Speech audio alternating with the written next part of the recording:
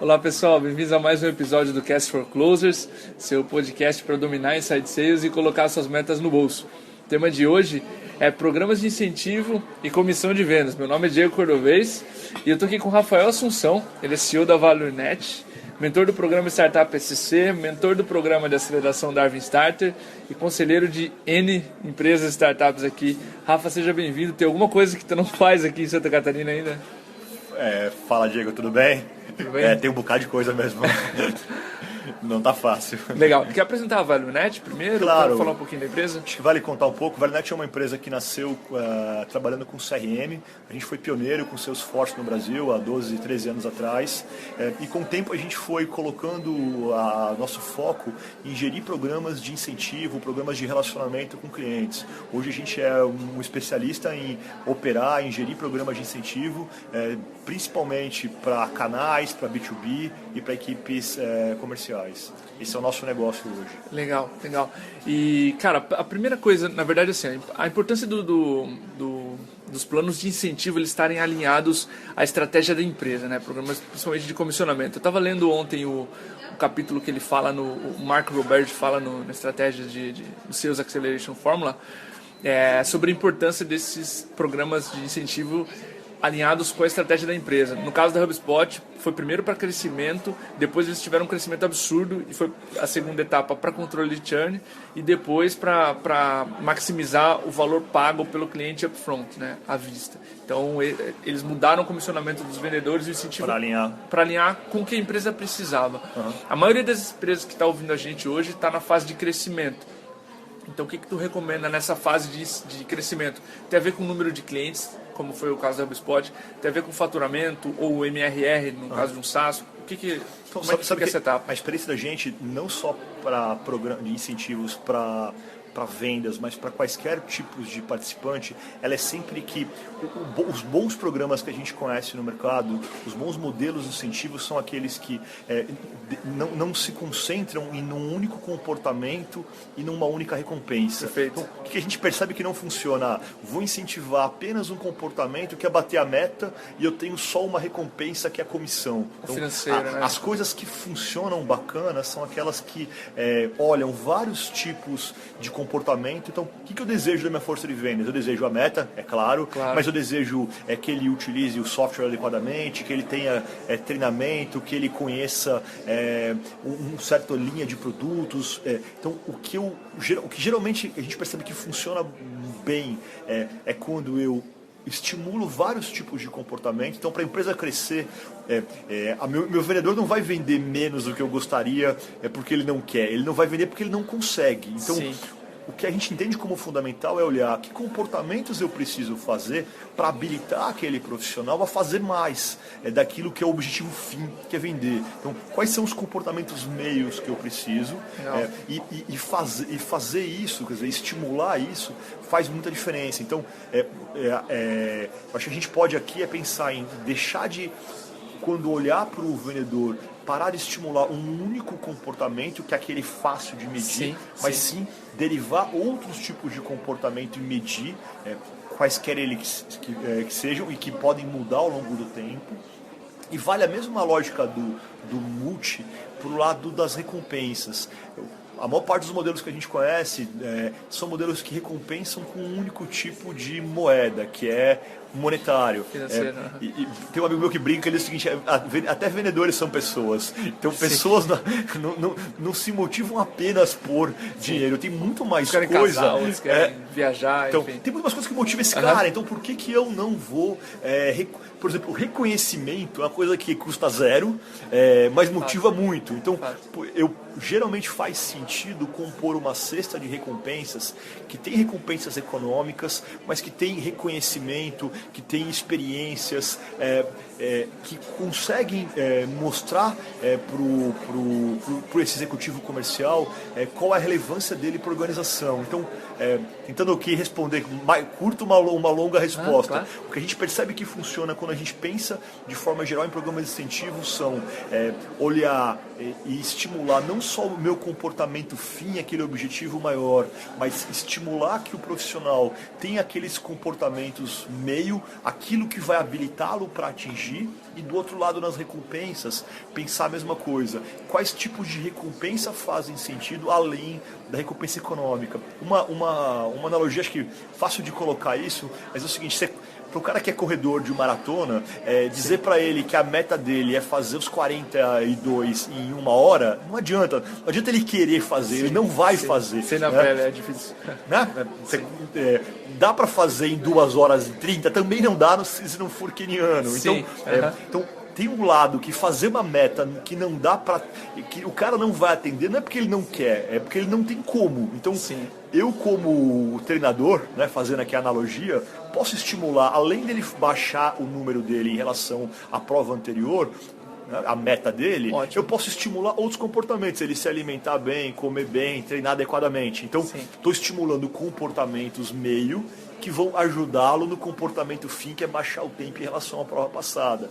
Nas recompensas, tem uma recompensa econômica, né? Baixou o tempo, está aqui o seu prêmio, mas tem outros tipos de recompensa que também fazem sentido. Então, pensa aí o nosso sales rep como esse corredor, né? Que não adianta só dizer para ele baixa o tempo ou bate a meta. Beleza, ele precisa se alimentar melhor, ele precisa treinar melhor, ele precisa dormir melhor. Que outros comportamentos, conhecer mais o software, usar o CRM direito, visitar o cliente, marcar uma demo, fazer um trial. Quais são esses comportamentos que vão impactar na meta? Vamos estimular esses, porque a empresa já aprendeu que esses comportamentos funcionam. Então, estimula esses comportamentos e recompensa isso com recompensas que já saem do único modelo, que é apenas o modelo econômico. Tem muita coisa que motiva os indivíduos que vai além de dinheiro. Tem coisa que é muito importante. Quer dizer, subir ao pódio e receber a medalha também é importante, claro, né? Pensando ali no corredor. Né? Não é só a grana que ele está ganhando, ele quer ganhar a medalha. Você provavelmente como corredor tem medalha guardada na tua casa. Um monte. Eu tenho, mas só porque eu completei a corrida, não porque eu cheguei em primeiro. Mas por que elas estão guardadas? Né? Porque elas têm um peso simbólico que vão muito além do econômico, elas perduram. Então, por que a gente não faz a mesma lógica quando está olhando para a nossa equipe? Né? Claro. Entender que são indivíduos que têm motivações aspiracionais e que mais do que só dinheiro, outros tipos de recompensa também têm impacto. Isso eles dizem também porque o dinheiro tu gasta e esquece. Na hora. A recompensa, ou a viagem, ou a foto, ele associa a empresa ou aquele reconhecimento que ele ganhou. Tem aquela camisa de black belt, só o vendedor que cumpriu a meta tem. Ele pode ser tangível, ele pode ser experiência, mas essas coisas, tem um outro tipo de exemplo bom de recompensas, uma que a gente gosta muito de colocar em programas, que são os instant rewards, são as recompensas imediatas. Vivemos num mundo de gente ansiosa e imediatista, então fazer aquele modelo que a cota é no quarter, depois que apurar, aí depois que o cliente pagar, e depois que acabar o prazo de garantia, aí eu pago a comissão, é tão long shot que ninguém nem lembra da venda que fez. Agora, eu parar aquele momento que fechou a venda, o escritório inteiro levantar e bater palma, não tem preço. E o mais legal é que não custa nada. Então, eu adoro balancear nos programas que a gente desenha incentivos econômicos que custam e incentivos que marcam, e que naquela propaganda do Mastercard que não tem preço, geralmente é uma correlação estranha, mas geralmente o que tem maior impacto é o que tem menor custo. Então, por que a gente não distribui badges que não custam nada e tem grande impacto, né? Por que a gente não distribui parabéns, almoço, camisa, tem esse tipo de recompensa que faz um baita impacto e custa baratinho. E a gente fica concentrando naquelas que que são custo, né? Que é dinheiro, é comissão, comissão vira salário, é percebido como básico para poder bancar o seu dia a dia e não tem recall. Né? Basicamente o recall é muito baixo, então lógico dizer, não, mas legal, eu também não estou aqui apregoando que faça um modelo de remuneração variável sem nenhuma remuneração variável. Legal fazer isso, mas tem que pensar que isso são pessoas que têm sonhos, têm desejos, têm aspirações. Eu preciso reconhecê-las, eu preciso estimulá-las. Esse balanço, esse tipo de recompensa é muito barato e tem muito impacto. Né? De novo, pensar o corredor, por que você tem a medalha guardada na tua casa? Sim, eu lembro de cada uma, o tempo que foi, onde deu cãibra, como foi a prova, se estava quente, se estava frio, é o valor que eu dei para aquela... E você tem uma foto, provavelmente, que alguém tirou, que você comprou a foto quando estava no site. Exato, entendeu? exato. É a mesma, tirar aquela marca d'água. A marca d'água do ativo. Isso.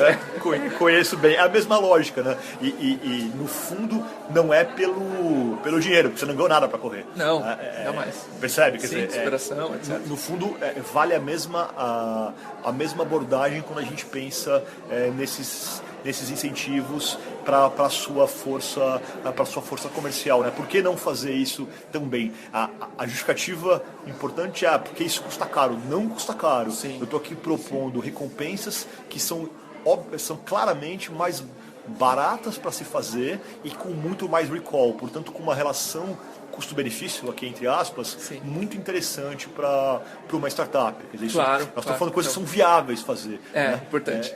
Né? Não adianta aqui. E são marcantes. Né? Muito mais do que só dinheiro. Né? Sim, faz sentido.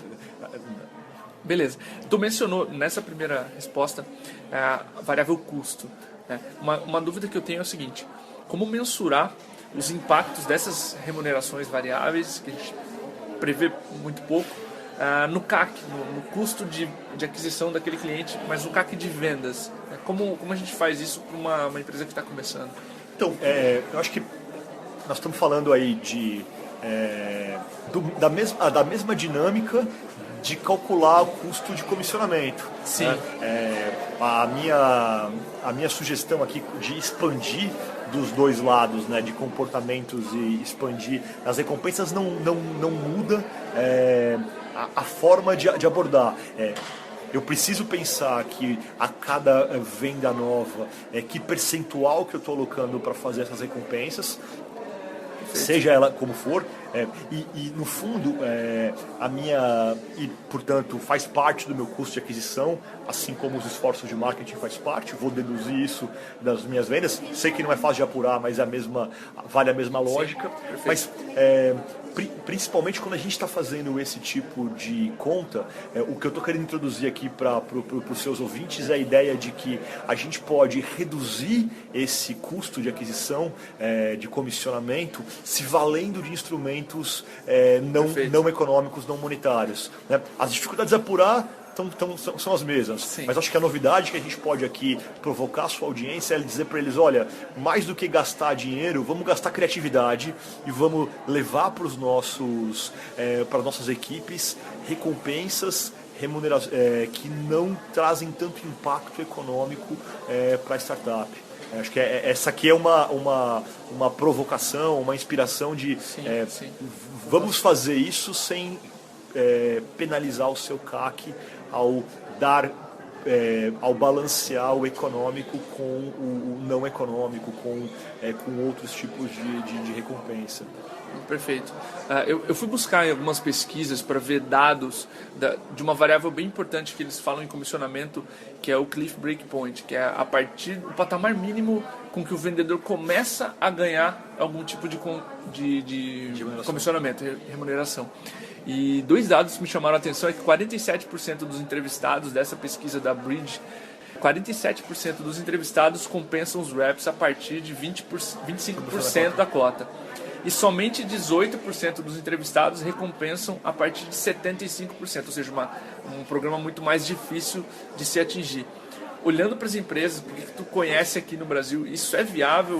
O que está nesse patamar aqui? Então, o que tu tem visto? Na minha experiência, eu tenho colocado na prática uma coisa que pode soar estranho, mas está alinhado com a sua maioria aqui, que no fundo recompensa a qualquer momento. Né? Quem está até 25% da cota, no fundo está dizendo, essa metade que faz até 25% da cota, no fundo está dizendo que ele recompensa a cada transação. Né? Porque no final do dia, para a gente, o custo é o mesmo. A cada transação, absorver um pedaço dele como compensação. Claro. o que eu percebo, o que funciona bacana é fazer essa mesma abordagem, é recompensar por transação, mas principalmente não usar um único indicador. Né? Sim.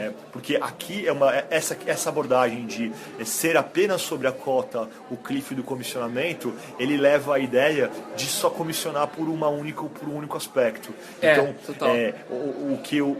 A nossa experiência do que é mais positivo é pular de patamar, é sair do patamar de comissionar para o patamar de recompensar, e sair do patamar de olhar cota para olhar um conjunto de comportamentos. Então, quando eu subo de patamar de cota para comportamentos, eu meço vários itens e pontuo cada um deles, e meço cada um deles, e recompenso olhando essa quantidade de pontos, aqui entre aspas, que o profissional conquistou. Portanto, eu tenho uma cesta de comportamentos que levo em conta para fazer a recompensa.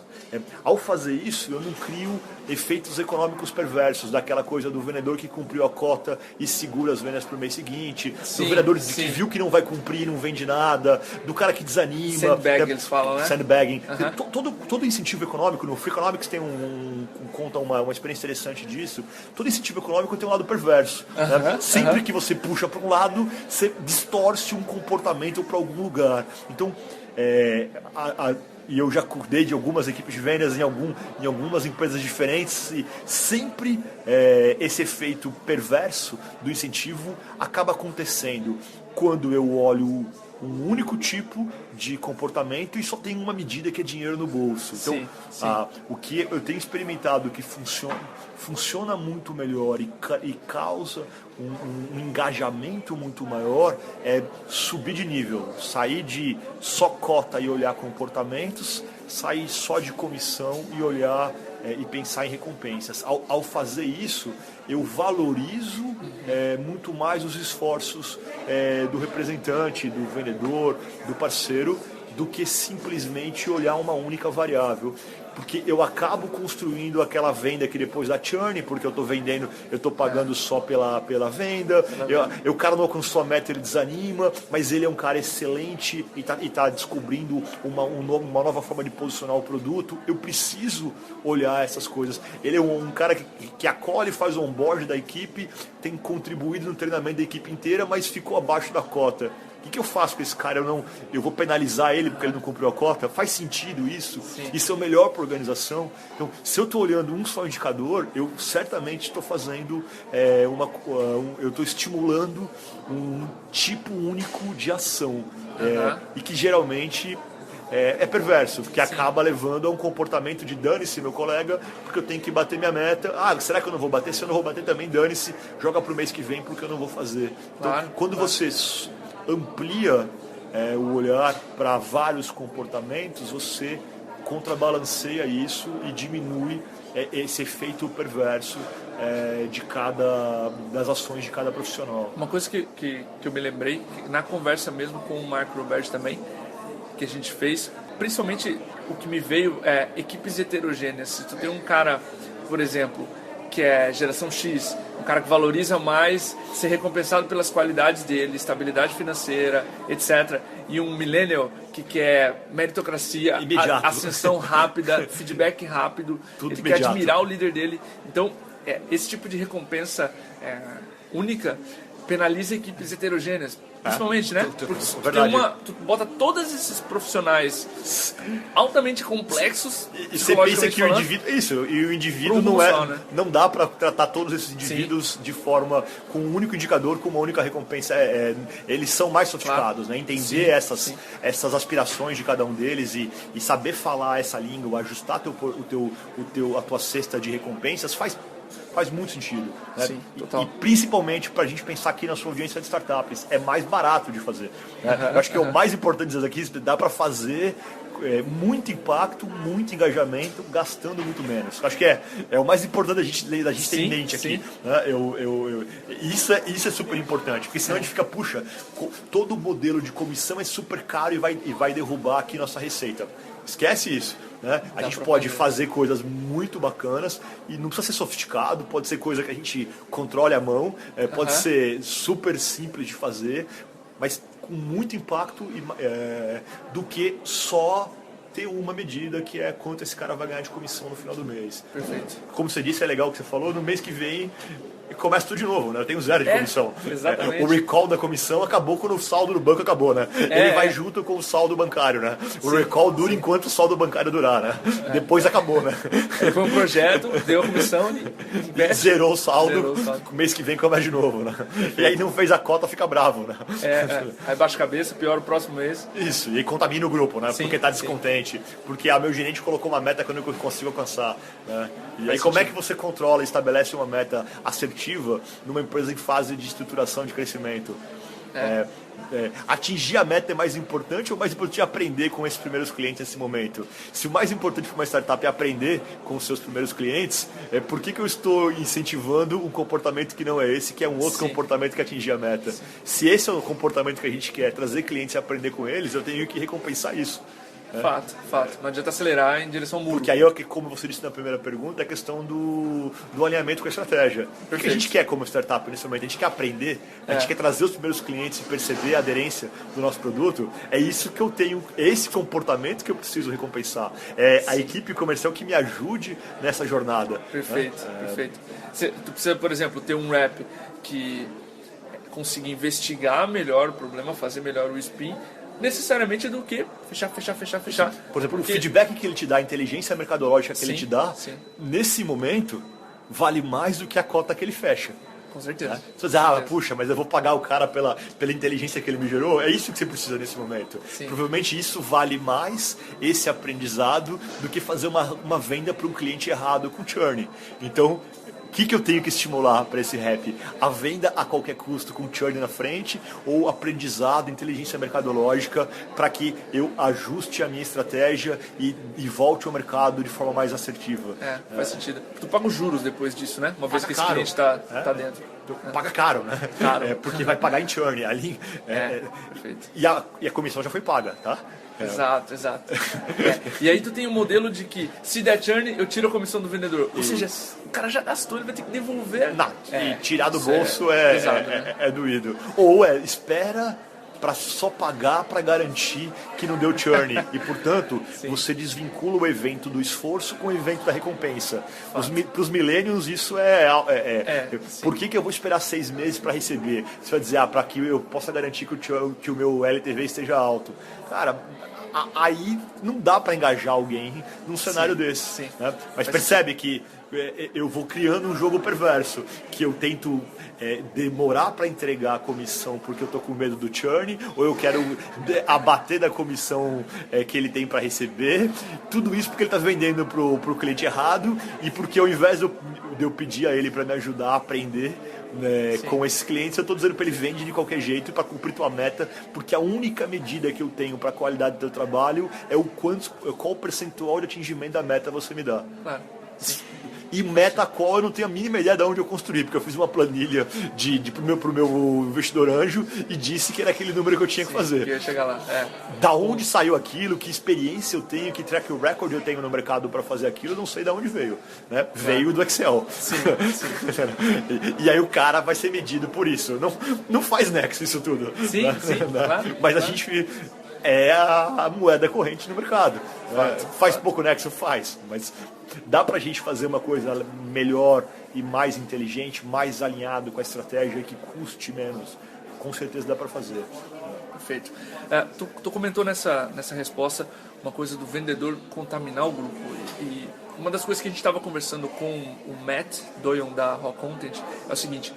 Ele falou, nos Estados Unidos, recompensas individuais são muito mais efetivas. Talvez pelo perfil competitivo dos reps, frente ao brasileiro, que valoriza muito mais recompensas e incentivos em grupo. Isso faz sentido para ti? O que tem visto no mercado? Faz sentido. Quando a gente pensa nessas recompensas não econômicas, parte delas devem ser recompensas para o indivíduo e partes extensivas à equipe, aos reps, ao grupo todo.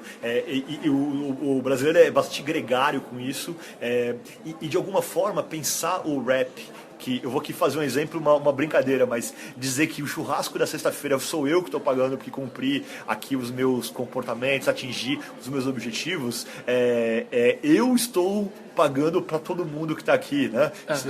E estamos todos comemorando, mas eu sou o cara que está pagando a conta aqui hoje, porque eu recebi esse prêmio que é pagar a conta para todo mundo. Isso no Brasil funciona muito bem.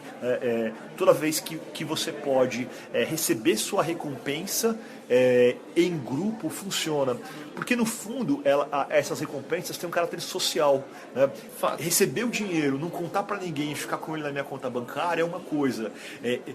Fazer um churrasco e nesse churrasco eu receber minha plaquinha do cara da semana é outra coisa. Né? Então, quando essas recompensas elas podem ser para mais de um indivíduo da equipe, podem ser para a equipe inteira, mas principalmente pensar que as recompensas do tipo reconhecimento têm que ser sociais, têm que ser compartilhadas com o grupo. Esse é onde eu tenho um grande impacto. Isso para a gente, para brasileiro e para qualquer indivíduo, mas brasileiro certamente tem isso como um valor social muito importante.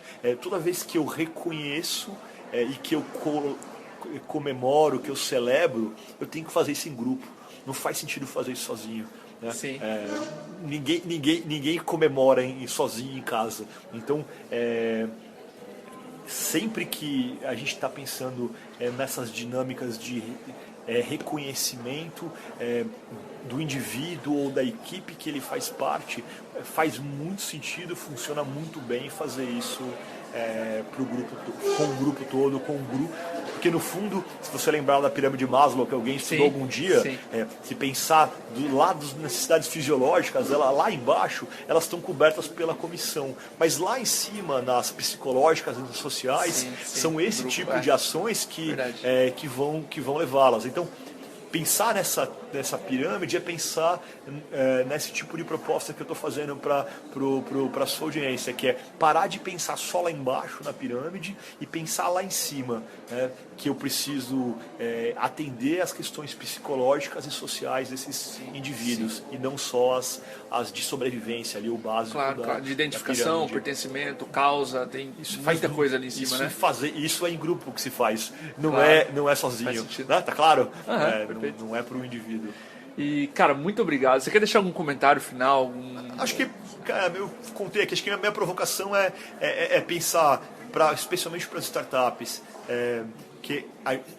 alinhar com os programas de compensação quais são os objetivos daquele momento da empresa. Reconhecer os esforços das suas equipes nesse sentido, não em torno de uma meta arbitrária que nasceu de uma planilha, mas reconhecer, recompensar esses comportamentos com instrumentos que são eventualmente até mais baratos, mas fazer isso alinhado à estratégia. Perfeito. E evitar essa imposição de meta arbitrária que frustra todo mundo. O representante frustra, a empresa frustra, porque eu olho uma única métrica, uma métrica arbitrária. Acho que dá para a gente pensar em medir esses esforços, esses comportamentos de forma mais abrangente e, do outro lado, também, como eu já disse aqui, recompensá-los de forma mais abrangente. E lembrar que é gente que está do outro lado, né? Sim, não com certeza. Esses caras são criaturas mais sofisticadas, que têm muitos mais desejos, aspirações do que é meramente dinheiro, né? De novo, lembrando meu amigo que diz que vendedor também é gente. Acho que acho que no fundo tem que levar isso em conta e as pessoas se motivam e valorizam coisas muito abstratas. Que prova isso você não postaria uma foto no Facebook ou no Instagram se não fosse por uma questão social. O pagamento disso é as pessoas darem like para você. Pensar que sentido econômico faz você gastar um esforço de tirar uma foto e publicar em algum lugar. Não faz sentido econômico nenhum, mas de pertencimento social, psicológico faz muito. Eu li no livro uma vez que ele diz que a moeda de uma rede social é a atenção. É atenção. E no fundo a gente tem muita moeda para pagar os esforços dos nossos raps, que são mais que dinheiro. E muito. Como diria o Silvio Santos, que vale muito mais do que barro de ouro. Você deve se lembrar disso. Então, por que a gente não está gastando essas moedas, cara? Essas moedas são fáceis de emitir, né? Eu brinco que são dinheiro de banco imobiliário, né? É fácil emitir essas moedas. Vamos usar essas moedas. Vamos ser criativos e usar moedas que são mais baratas do que essa moeda, a moeda econômica, né? Vamos usar essas moedas. Essas moedas elas funcionam. Faz sentido. É isso. Obrigado, Rafa, pelo tempo. Valeu. Valeu, abraço. Valeu, pessoal. Até a próxima.